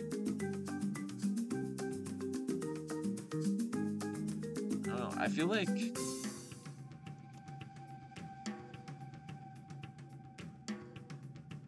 old computers are kind of better than give them credit for. It's like, sure, my old Windows 7 computer can't run, like, I don't know, CCleaner without absolutely throttling. But it can somehow run Minecraft, like, at a decent frame rate.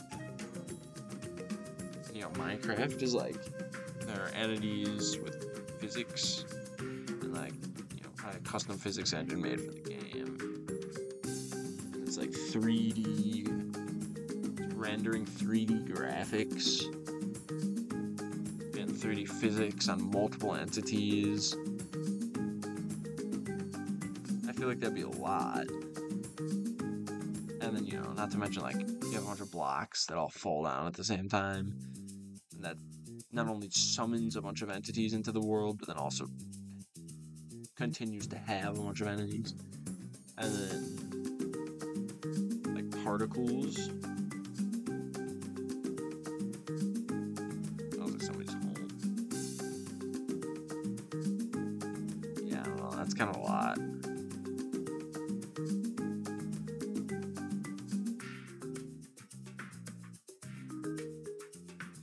Done that back then. It's kind of impressive. And then, you know, now we're at the point where you can do that on like a phone. Like, runs really well on a phone. It's kind of crazy.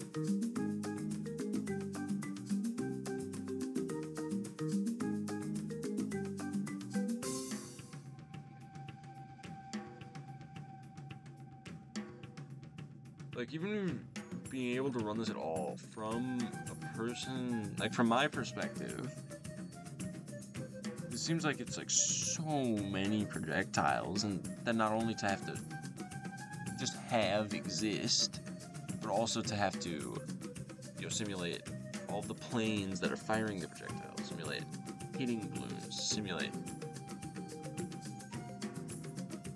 So what are these grapes?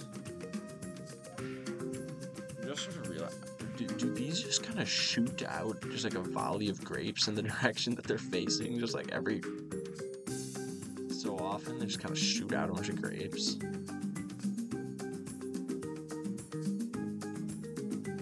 It's kind of ridiculous. Oh, because it gets rid of the range.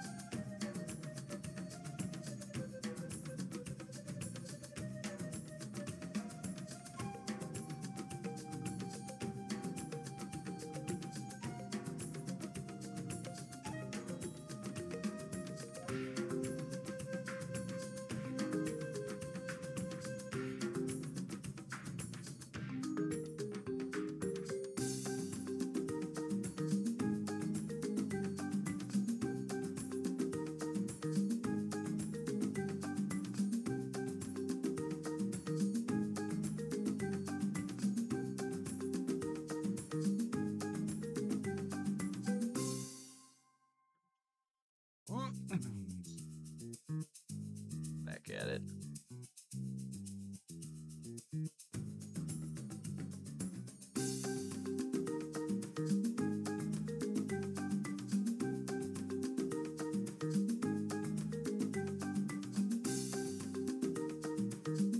Not really sure if fast forward actually makes the game any faster.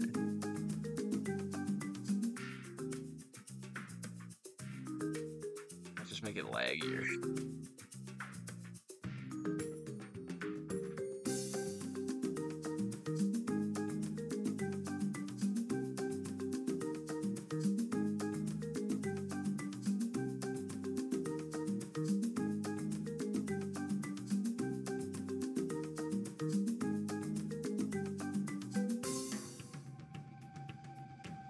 Something that I kind of wanted to do. I was thinking of, I have a song that I'm working on. I'm gonna make a little song. Where should we go?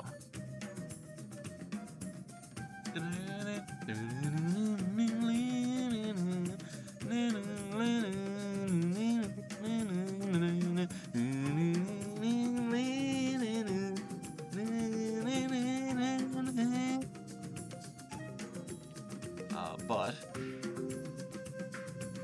I was gonna work on that, and then I was like, I'll just play video games and live stream it so that I can at least lie to myself that I'm being like debatably productive.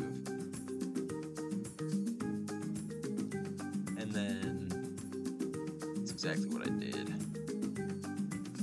And I did it for a lot longer than I thought I would. Even this being my last. Still a lot longer than I thought I'd be playing this game for. Although, what did I even do? I beat the challenge, and then what? Just played this, right? Beat the challenge, talked about the buildings, and then just played this. I guess. Using the optimal lag strategy. Oh, and I guess set up my stream and figured out how to do streaming stuff. Which, you know, is at least mildly important. Maybe I'll get a little browser implement where I can check out my information so I can actually make the information in OBS rather than having to go on the website and mess with it there. Okay, look at this. Look at this just sheer and utter nonsense. So much crap on the screen. Okay, well, I'm sure if I sell these farms, that'll decrease lag somewhat.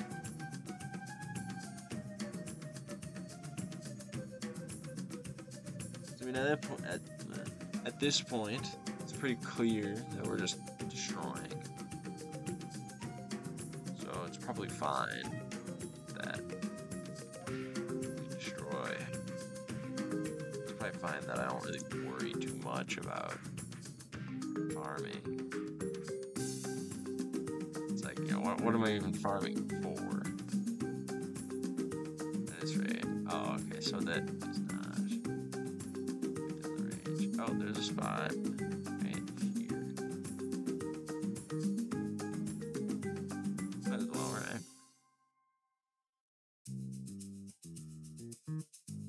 Pretty neat to see all of the aircraft carriers coming in and going out at the same time. I saw all of the aircrafts coming in and going out at the same time, and all the darts being shot they're kind of all in the same direction at the same time for a kind of wall of planes.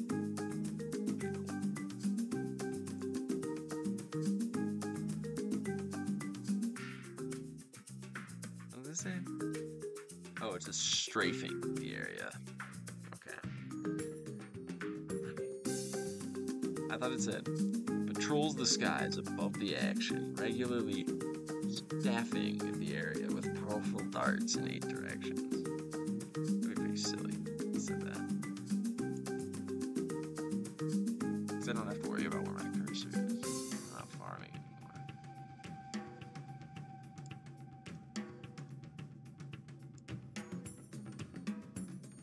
This guy's my OG aircraft carrier. This guy's my original destroyer. Destroyer. Straw.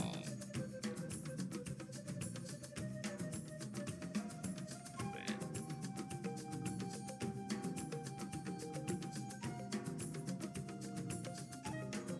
Oh. I guess it doesn't really work, does it?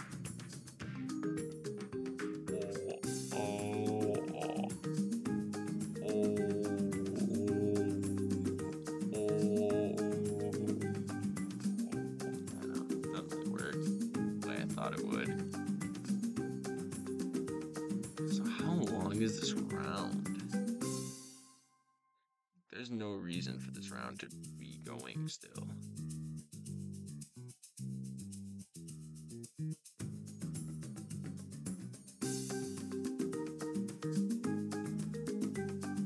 Maybe it's just the lag getting to me, but like this round really. Okay, well I guess it's over now. But what was even? I didn't see any balloons for like probably like a minute.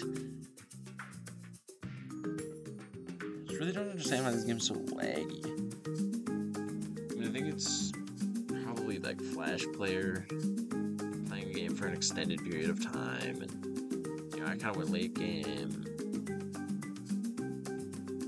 I mean, the one that was around like 55 to 85 on the clock kind of requires you to go late game. It's not ideal, I guess, for the Flash player.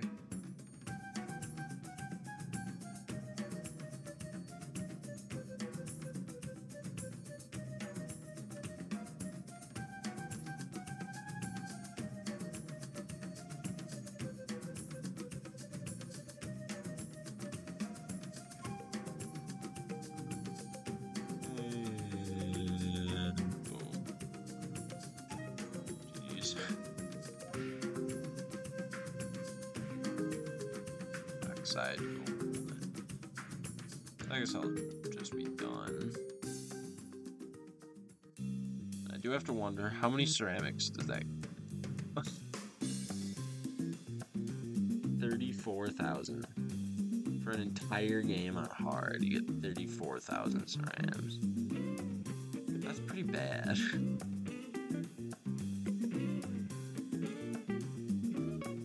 I guess that finishes that.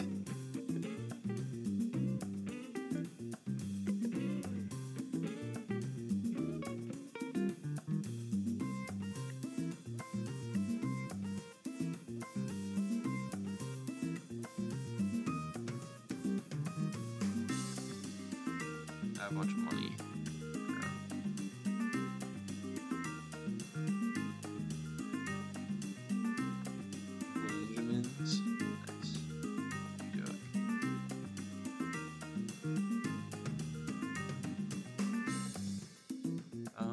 So that probably finishes my Bloons stream. Got a lovely one person watching, and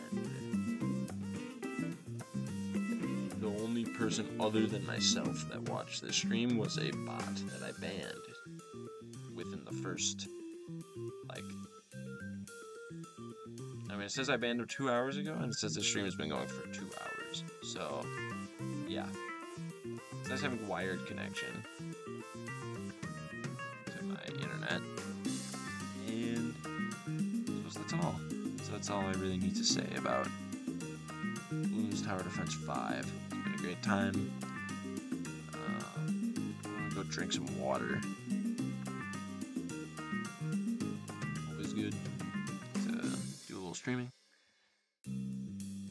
And only dropped 995 frames. And I've been at 30 frames per second for 2 hours. So that's about 4%, or 0.4%, sorry, of my frames have been dropped. Which is pretty good. That's probably good now. Well, I mean, that's gonna be all I stream. Don't really feel like streaming anymore. So,